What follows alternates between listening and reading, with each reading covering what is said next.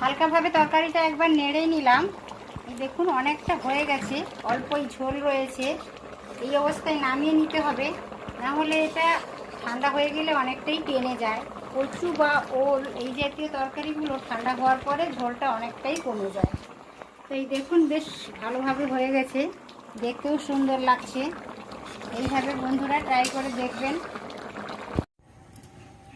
নমস্কার বন্ধুরা, গঙ্গাসাগরের বনেদি রান্না ও পরিবেশ ইউটিউব চ্যানেলে আমি সব দর্শক বন্ধুকে একটা নতুন ভিডিও দেখার আমন্ত্রণ জানালাম। এখন আমরা বাগানে চলে এসেছি বন্ধুরা। আমাদের ঘরে না কিছু ওল গাছ লাগানো হয়েছিল, তো বড় বড় ওল হয়েছে। ওখান থেকে আমি একটা ওল তুলে নেব আর ওল চিংড়ির তরকারি করব। এই বর্ষা সিজনে তো ওলটা পাওয়া যায়, ওল চিংড়ি তরকারি করলে খেতে ভীষণ ভালো লাগে। তো চলুন এখন ওলটা তুলে নিয়ে আসি।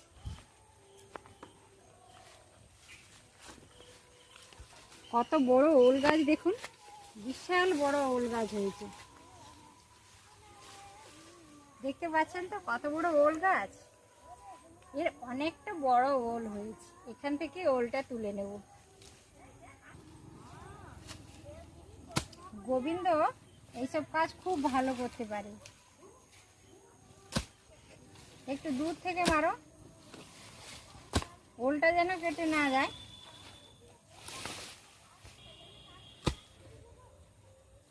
ওলটা দেখাই যাচ্ছে হালকা। আরো আরো ইয়ে করতে হবে, আরো একটু।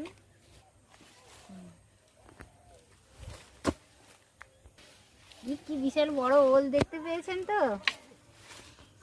এই বাগানের ওলের তরকারি কিন্তু অদ্ভুত লাগে বন্ধুরা। এই দেখুন, এই যে একটা ছোট, দুটো গাছ পাশাপাশি হয়েছিল। এই দেখুন, এই যে কি সুন্দর ওল হয়েছে। এই যে দেখতে পাচ্ছেন তো কি সুন্দর। আর এটা তো অনেক বড় হয়েছে। কাদাগুলো ধুয়ে দিতে হবে ভালো করে, এখন বর্ষাকাল, বৃষ্টি হচ্ছিল তো। না, এটা গাছটা এখান থেকে কেটে দাও। কি বিশাল বড় ওল বেরিয়েছে বন্ধুরা, গাছটা পুরো কেটে দেওয়া হয়েছে। পুরো 3 কেজি মতো হবে ওলটা। এই কাদাগুলো ধুয়ে নিতে হবে। দেখেই নিশ্চয়ই বুঝতে পারছেন কত বড় ওল। এটা বাগদা চিংড়ি দিয়ে ওল রান্না করব। এই দেখুন বাগান থেকে ওলটা তুলে নিয়ে এসেছি। এটা হচ্ছে দেশি ওল, এটা আমার বাগানেরই ওল। ধোয়া হয়ে গেছে, কাদা ছিল, পরিষ্কার করে নিয়েছি। এবার কেটে রান্নাটা করব। এই দেখুন বন্ধুরা, ওলটা তো আমার বাগান থেকে তুলে নিয়ে চলে এসেছিলাম। এটা হচ্ছে দেশি ওল। ওলটাকে ছোট ছোট করে পিস করে কেটেছি, লবণ হলুদ দিয়ে আর লেবু দিয়ে আমি হালকা করে ভাপিয়ে নিয়েছি।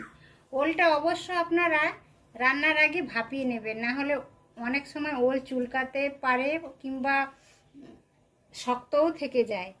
তো ওই জন্য অল্প লেবু রস দিয়েছি আর লবণ হলুদ দিয়ে 7-8 মিনিট মতো বসিয়েছিলাম।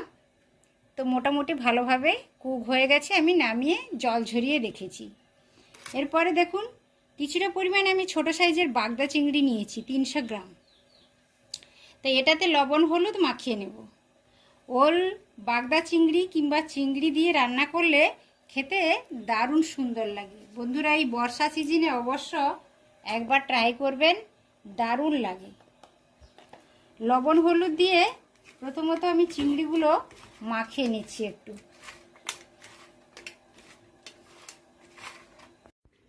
লবণ হলুদটা চিংড়ি মাছে মাখানো হয়ে গেছে, সরিয়ে রেখে দিলাম। আর এই তরকারিটা রান্না করার জন্য কি মশলাপাতি আমি ব্যবহার করছি আপনাদের একবার দেখিয়ে দেব। দুটো মাঝারি সাইজের পেঁয়াজ আমি কেটে নিয়েছি, আর 3-4 কোয়া রসুন, 1 ইঞ্চ মতো আদা, মোটামুটি 1 চামচ হয়েছে বাটার পরে আদা রসুন পেস্ট করে এনেছি শিলনোড়া থেকে। আর শুকনো মশলাগুলো দেখুন, ঝালের জন্য নিয়েছি আধা চামচ ঝাল লাল লঙ্কার গুঁড়ো, আধা চামচের কম নিয়েছি হলুদ গুঁড়ো, আধা চামচ নিয়েছি ধনে গুঁড়ো, আধা চামচ নিয়েছি জিরে গুঁড়ো। কিন্তু লঙ্কার পরিমাণটা আপনাদের নিজেদের পছন্দ অনুসারে ব্যবহার করবেন। আর ফোড়নের জন্য দুটো শুকনো লঙ্কা নিয়েছি, ছোট সাইজের দুটো তেজপাতা নিয়েছি, অল্প নিয়েছি গোটা জিরে আর অল্প নিয়েছি কালো জিরে। তো মোটামুটি আমি সমস্ত কিছু দেখিয়ে দিলাম। আর ওলটা তো আমি আগেই লবণ হলুদ আর লেবু দিয়ে ভাপিয়ে নিয়েছি। তো মোটামুটি সমস্ত কিছু দেখানো কমপ্লিট হয়ে গেছে। চলুন বন্ধুরা এবার রান্নাটা শুরু করি। বন্ধুরা ওভেনে একটা কড়াই বসিয়ে দিয়েছি, গ্যাসটাও আমি অন করে দিয়েছি। কড়াইটা বেশ গরম হয়ে গেছে। এই পর্যায়ে আমি রান্নার জন্য সরষের তেল দিয়ে দিলাম। আমি বরাবরই সরষের তেলে রান্না করি, আপনাদের পছন্দ অনুসারে সাদা তেলেও ব্যবহার করতে পারেন, কোনো অসুবিধে নেই। তেজপাতা, শুকনো লঙ্কা, কালো জিরে আর গোটা জিরে ফোড়নের জন্য দিয়ে দিলাম। ফোড়নটা সুন্দরভাবে ফুটে গেছে, ফোড়ন থেকে একটা সুন্দর স্মেলও চলে আসছে।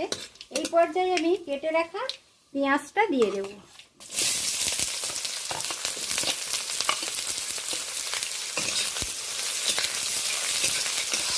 পেঁয়াজটা বেশ কয়েক সেকেন্ড ধরে ভালো করে নেড়ে চেড়ে নিচ্ছি। পেঁয়াজ দেওয়ার পরে ফোড়নের সাথে বেশ কয়েক সেকেন্ড ধরে নাড়াচাড়া করে নিলাম। পেঁয়াজটা হালকা কালার চেঞ্জ হয়ে গেছে, নরম হতে শুরু করেছে। এই পর্যায়ে আমি কেটে রাখা টমেটোটা দিয়ে দিলাম। টমেটো দেওয়ার পরে এটাও আবার পেঁয়াজের সাথে বেশ কয়েক সেকেন্ড ধরে ভালো করে নেড়ে চেড়ে নেব। কাঁচা গন্ধটা চলে যাওয়া পর্যন্ত অপেক্ষা করব। এই পর্যায়ে আমি লবণ দিয়ে দিলাম। আমি লবণ দিয়ে ওলটা ভাপানোর সময় লবণ দিয়েছিলাম, সেই কথা মাথায় রেখে অল্পই এখন দিলাম। প্রয়োজন যদি হয় তাহলে আবার অল্প অ্যাড করব পরে। বেশ কয়েক সেকেন্ড ধরে ফোড়নের সাথে পেঁয়াজ টমেটো ভালো করে নাড়াচাড়া করার ফলে বেশ নরম হয়ে গেছে, কাঁচা ভাবটা চলে গেছে। আপনারা দেখে নিশ্চয়ই বুঝতে পারছেন বন্ধুরা। এই পর্যায়ে আমি আদা রসুনের পেস্টটা দিয়ে দিলাম। এইভাবে যদি অল্প আদা রসুনের পেস্ট দিয়ে ওল চিংড়ি রান্না করা যায় বন্ধুরা, যারা কখনো ওল খেতে পছন্দ করে না তারাও চেয়ে চেয়ে খাবে, খুবই ভালো লাগে খেতে। আপনারা এইভাবে ট্রাই করে দেখবেন আর আমার চ্যানেলটিকে অবশ্য সাবস্ক্রাইব করে রেখে দেবেন গ্রাম্য পদ্ধতিতে নিত্য নতুন ভিডিওর আপডেট পাওয়ার জন্য।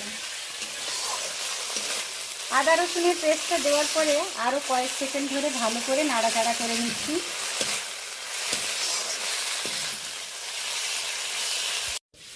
ফোড়নের সাথে টমেটো, পেঁয়াজ, আদা রসুনের পেস্ট দেওয়ার পরে বেশ কয়েক সেকেন্ড ধরে আমি ভালো করে নাড়াচাড়া করে নিয়েছি। কাঁচা ভাবটা চলে গেছে, একটা সুন্দর গন্ধ চলে আসছে ভাজা ভাজা।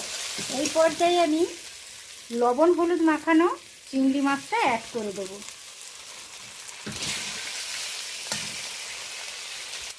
আলাদা করে কষানোর বা ভাজার কোনো প্রয়োজন নেই, এই মশলার সাথে একটু নাড়াচাড়া করে নিলেই হয়ে যাবে।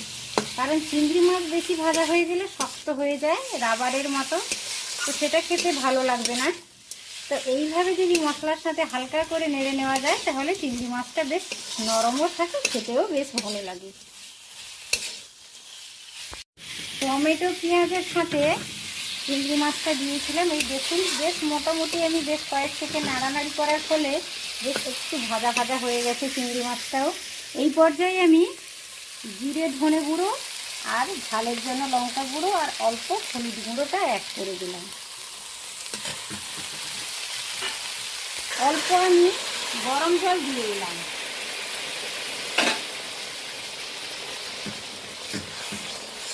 শুকনো গুঁড়োগুলো আছে মশলার, ওই জন্য অল্প আমি গরম জল অ্যাড করে দিলাম।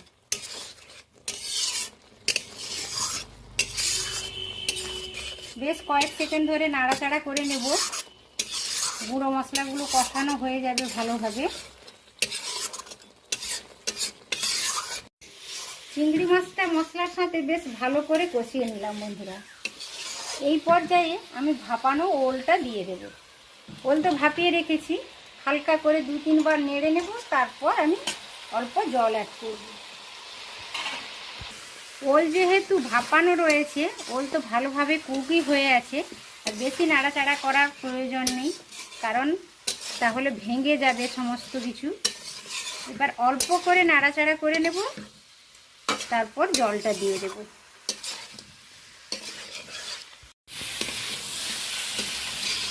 চিংড়ি আর মশলার সাথে ভাপানো ওলটা দিয়ে বেশ কয়েকবার আমি নাড়াচাড়া করে নিলাম। আর বেশি নাড়াচাড়া করার প্রয়োজন নেই, এই সময় আমি গরম জলটা যোগ করে দেব। ওলটা যেহেতু ভাপানো রয়েছে, ওল তো কুকই আছে, বেশি জল দেওয়ার প্রয়োজন নেই, মোটামুটি একটা জল দিলাম। এই রান্নাটা খুব তাড়াতাড়ি হয়ে যায়, বেশি সময়ও লাগে না, কিন্তু খেতে অসাধারণ লাগে বন্ধুরা। এইভাবে একবার ট্রাই করে দেখুন, আর ভিডিওটা স্কিপ না করে পুরোটা দেখুন।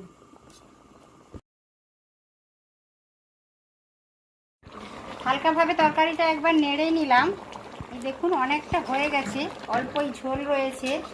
এই অবস্থায় নামিয়ে নিতে হবে, না হলে এটা ঠান্ডা হয়ে গেলে অনেকটাই টেনে যায়। কচু বা ওল এই জাতীয় তরকারিগুলো ঠান্ডা হওয়ার পরে ঝোলটা অনেকটাই কমে যায়। তো এই দেখুন বেশ ভালোভাবে হয়ে গেছে, দেখতেও সুন্দর লাগছে।